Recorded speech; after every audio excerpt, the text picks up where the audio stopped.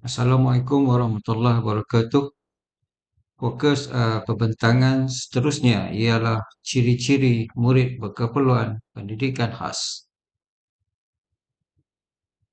Terdapat 6 kategori murid berkeperluan pendidikan khas, iaitu yang pertamanya ketidakupayaan penglihatan, kedua ketidakupayaan pendengaran, ketiga ketidakupayaan fizikal, keempat ketidakupayaan pertuturan, kelima masalah pembelajaran, dan yang terakhir ialah ketidakupayaan pelbagai.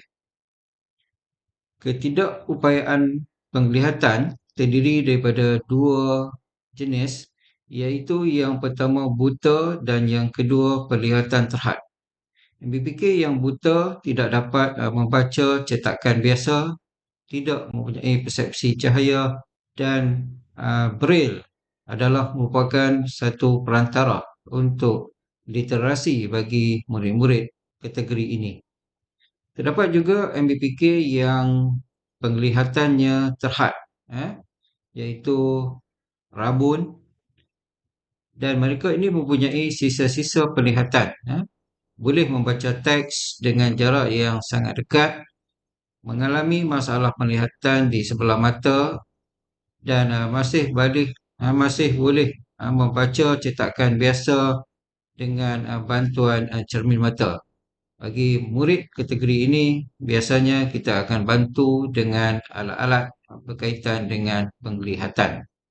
Ketidakupayaan pendengaran pula terbahagi kepada dua, iaitu kurang pendengaran dan juga pekak. Kurang pendengaran bermaksud murid-murid berkeperluan pendidikan khas ini masih mempunyai sisa-sisa pendengaran. Terdapat 4 tahap kehilangan pendengaran, iaitu ringan, sederhana, teruk dan sangat teruk. Jadi murid dalam kategori ini kita boleh bantu dengan menyediakan alat-alat bantu pendengaran, kit berserta dengan kit penyelenggaraan dan juga sistem FM lah.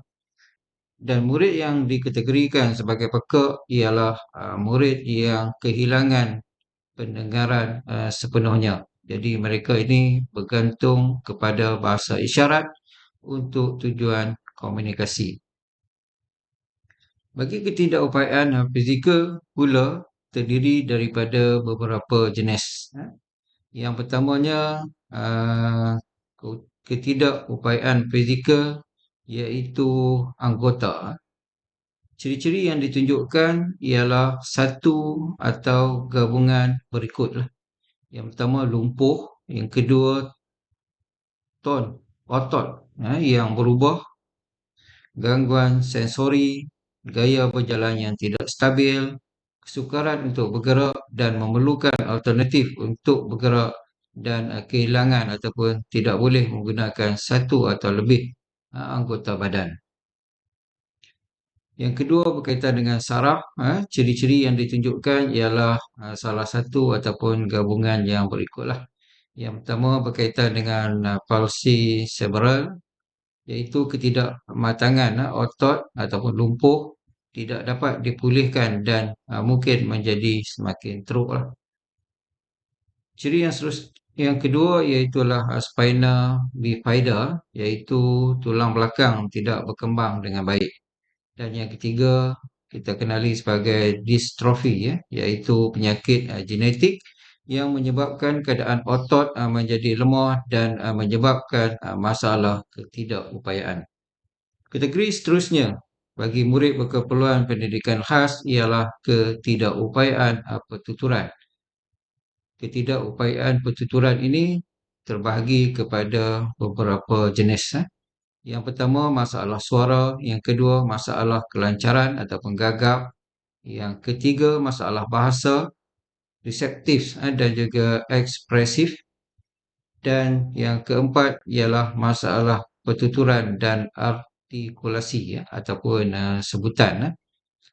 Okey, murid-murid dalam kategori ini biasanya yang mempunyai masalah suara, mungkin mereka ini akan sengau, iaitu suara seperti orang yang sesak nafas, suara yang sangat perlahan, bercakap seperti berlagu, bercakap senada, corak penekanan perkataan lain daripada biasa. Okey, guru-guru perlu menggunakan bahasa yang mudah, hubungan mata ataupun eye contact yang konsisten, bantuan visual dan juga komunikasi yang menyeluruh lah. Pembuangan suku kata, penggantian bunyi, pengukuran bunyi, pengubahan bunyi, penambahan dan juga penambahan bunyi lah. Kategori yang seterusnya ialah masalah pembelajaran. Terdapat beberapa jenis masalah pelajaran iaitu antaranya iaitu sindrom Down, autism, attention deficit hyperactive disorder ataupun ADHD, lewat perkembangan global ataupun GDD, kurang upaya intelektual dan juga pembelajaran spesifik. MBPK yang mempunyai masalah sindrom Down biasanya disebabkan oleh kecelaruan kromosom yang menyebabkan ketidakupayaan intelektual. Sindrom Down bukanlah disebabkan oleh penyakit, tetapi ia berlaku semasa proses persenyawaan. Kehadiran satu kromosom lebih pada kromosom 21 atau disebut sebagai trisomi 21. Kelebihan kromosom menyebabkan kelainan dari segi fizikal, kesihatan dan ciri-ciri perkembangan dan keupayaan intelektual.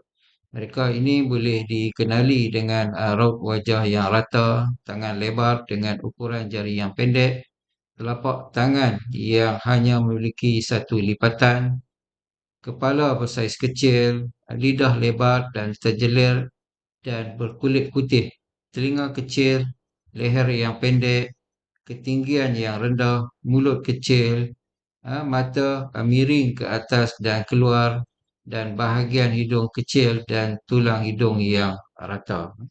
Masalah pembelajaran seterusnya ialah autism. MBPK dalam kategori autism biasanya akan lewat perkembangan kemahiran motor halus, iaitu seperti memulas, memegang, memanipulasi dan juga memanipulasi pergerakan tangan. Dari segi kesihatan, mereka berisiko tinggi untuk dilahirkan dengan penyakit jantung, catatan pertumbuhan perut, mudah mendapat penyakit jangkitan, masalah pendengaran dan penglihatan serta gangguan fungsi tiroid barah. Murid-murid autism juga agak lewat perkembangan dan sukar untuk belajar dan bertutur. Dari segi keupayaan intelektual pula, murid-murid kategori autism ini agak sukar dalam aspek penakbulan, iaitu mempunyai kemahiran penakbulan yang rendah dengan mempunyai ingatan jangka pendek. Seterusnya, attention deficit hyperactive disorder ataupun ADHD. Jadi terdapat dua jenis, iaitu yang pertamanya iaitu attention deficit. Mereka dalam jenis ini biasanya selalu cuai, sukar untuk mengikut arahan, selalu hilang barang peribadi dan mengelakkan proses yang melibatkan proses berfikir, sukar memberi tumpuan dan selalunya mereka gagal dalam menyiapkan kerja sekolah. Bagi hyperactive disorder pula, murid-murid ini akan selalunya akan cakap secara berlebihan, sukar untuk tunggu giliran ataupun kurang sabar, gagal untuk menyertai aktiviti berkumpulan, sukar beratur, sering memanjat dan selalu gelisah. Aspek seterusnya ataupun jenis seterusnya iaitulah lewat perkembangan global GDD. Lewat perkembangan global GDD ialah kanak-kanak yang tidak mencapai tahap perkembangan mengikut peringkat umur secara normal dari aspek pertamanya perkembangan bahasa dan komunikasi, kedua dari segi fizikal, ketiga kognitif, keempat dari segi sosial emosi dan yang terakhirnya iaitulah persekitaran. Murid yang mengalami masalah lewat perkembangan global ini perlulah diberi beberapa jenis terapi antaranya iaitu terapi bertuturan, terapi cara kerja, fisioterapi dan juga psikologi. Terdapat tiga jenis pembelajaran spesifik iaitu disleksia, diskalkulia dan juga disgrafia. Disleksia ialah murid-murid yang mana mereka ini mengalami kesukaran untuk membaca dan juga memahami perkataan. Mereka juga sukar untuk mentafsir huruf-huruf yang dilihat, dan ataupun mereka ini mengalami gangguan otak lah. Kadang-kadang mereka nampak huruf itu berlari-lari, dan sebagainya lah. Terbalik dan sebagainya. Yang kedua iaitu dyscalculia. Dyscalculia ni dia biasanya berkaitan dengan nombor lah, iaitu gangguan ketika membuat proses pengiraan matematik lah. Mereka akan mengalami kesukaran, ataupun sukar untuk memahami konsep matematik. Disgrafia pula ialah masalah yang dihadapi ketika menulis dan mengeja. Sering menghadapi kesalahan ejaan dan masalah berkaitan dengan tanda baca. Mereka juga sukar untuk memahami organisasi dalam tulisan. Kategori seterusnya ialah kurang upaya intelektual. Murid perlu menepati 3 kriteria berikut untuk diberi diagnosis kurang upaya intelektual. Yang pertamanya ialah kekurangan dalam fungsi intelektual seperti menakul, menyelesaikan masalah dan pemikiran abstrak.